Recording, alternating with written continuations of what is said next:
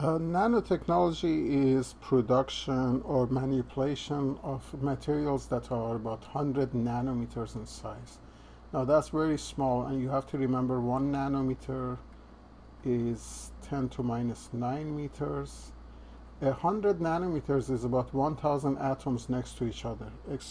At that small scale, many properties will change: mechanical, electrical, magnetic, optical properties of material will change, and many objects can be created in light of medicine, electronics, production of energy, production of food. So there is lots of promise for that.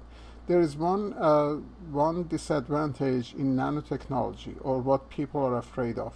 One is we really don't know its toxicity, and also we don't know how our human immune system is going to react to nanoparticles. They could behave like asbestos, and they could create many issues with our human biological system. Also, what about people creating nano weapons? Who's going to be in charge? Who's going to control that? Now, the technology is application of chemical techniques and physical techniques. In chemical techniques, we do chemical reactions to put atoms in molecules. In physical techniques, what they do is they manipulate the position in order to get the specific requirement. If you need to have a filament, for example.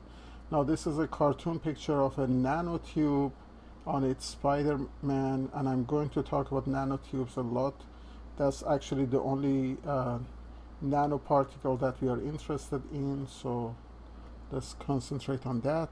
But before that, let's talk about nano manufacturing. What they do is you have two options. You either have top-down approach, or you have bottom-up approach. In the top-down approach, you start with a bulk material and you make it into smaller and smaller until you reach your nanoparticle size.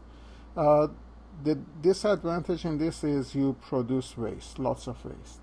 In bottom-up approach, on the other hand, you start with tiny atoms and then you make them into clusters, and finally you make them into nanotubes of your desired size and the way you want them to be. And the advantage is you do not have much waste, therefore it's much more economical. Now, top-up approach also is known as self-assembly, and we are going to concentrate on that. But you need to know the distinction between the two possibilities of nano manufacturing. Now, bottom-up approach, which is self-assembly, we are going to give you example of nanotubes. That's the only one we studied this year.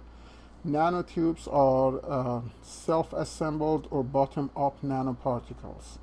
Once it's initiated, it can go to completion without human labor, so it's a automatic process. Now, what are nanotubes? You should remember they are allotropes of carbon. Carbon has many different physical forms, one of them being nanotube. Each carbon is bonded to 3 other carbons.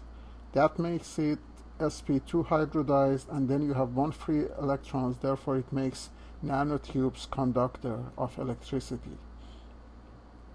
Also, all these bonds are covalent bonds, therefore it makes nanotubes extremely strong. So if you put a bunch of them together, they can be stronger than steel, for example. Then you should also know the distinction of the shape. They are all hexagons within the body of the cylinders. At very ends you have pentagons to sort of close this cylinder.